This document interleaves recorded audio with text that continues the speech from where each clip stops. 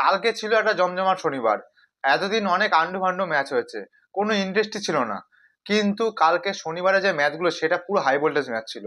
প্রথম ম্যাচ ছিল মুম্বাই বনাম দিল্লি, সেখানে দিল্লি মুম্বাইকে হারিয়ে দিয়েছে।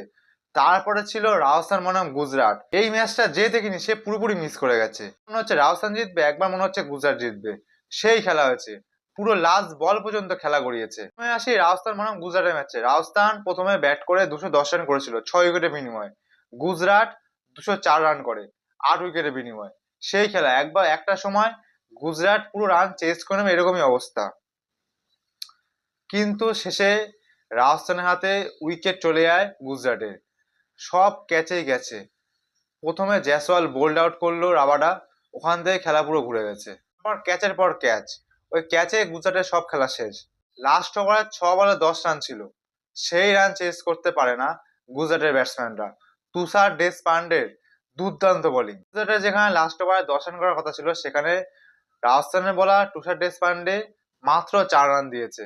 রাজস্থানের রাবি বিষ্ণই এই ম্যাচের ম্যান অফ দ্য ম্যাচ হয়েছেন। তিনি 4 ওভারে 41 রান দিয়ে 4টে উইকেট নিয়েছে। সিরাজ কিন্তু গুজরাটের হয়ে এই ম্যাচটায় ভালো বল করতে পারেনি। তিনি অনেক মার খেয়ে গেছেন, 4 ওভারে 48 রান খেয়ে গেছেন তিনি। খালি একটা উইকেট টার সংগ্রহ করেছেন। গুজরাটের অশোক শর্মা সে কিন্তু দুর্দান্ত বল করেছে। 4 ওভারে 37 রান দিয়েছেন মাত্র, একটা উইকেট নিয়েছেন তিনি। আর ব্যাটিং এ বলতে গেলে সাই সুদর্শন দুর্দান্ত ব্যাটিং করেছেন। 44 বলে 73 রান করেছেন তিনি। তিনি যদি এরকম না খেলতেন তাহলে কিন্তু গুজরাট অত রান করতে পারতো না। আর রাজস্থানের উইকেট কিপার ধ্রুব জুরেল ভয়ঙ্কর একটা ইনিংস খেলেছেন। 44 বলে 75 রান। রাজস্থানের টিমটা কিন্তু এই বছর যথেষ্ট ভালো টিম লাগছে, পুরো নতুন একটা টিম। পয়েন্ট টেবিলে সবার শীর্ষে অবস্থান করছে রাজস্থান।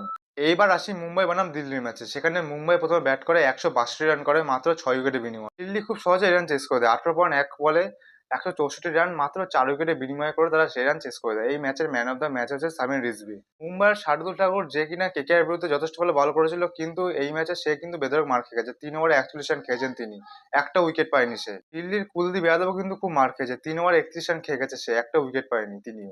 রাজস্থানের তুষার দেশপান্ডে আর এই দিল্লির সামির রিজভি এককালে কিন্তু সিএসকে এর মেন প্লেয়ার ছিল।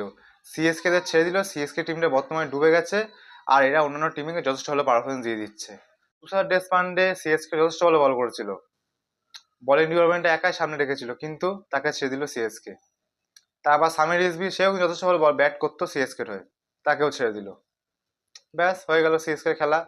আজকে সিএসকে বনাম আরসিবি খেলা, সেখানে খুব সহজে দেখে মনে হচ্ছে আরসিবি জিতে যাবে, সিএসকে হেরে যাবে। আপনাদের কি মনে হয় কে জিতবে আজকে? কমেন্টে অবশ্যই জানাবেন। আমার প্রেডিকশনে আজ আরসিবি জিতবে। এবার দেখা যাক, খেলার বিষয়ে বলা হয় না কে জিতবে।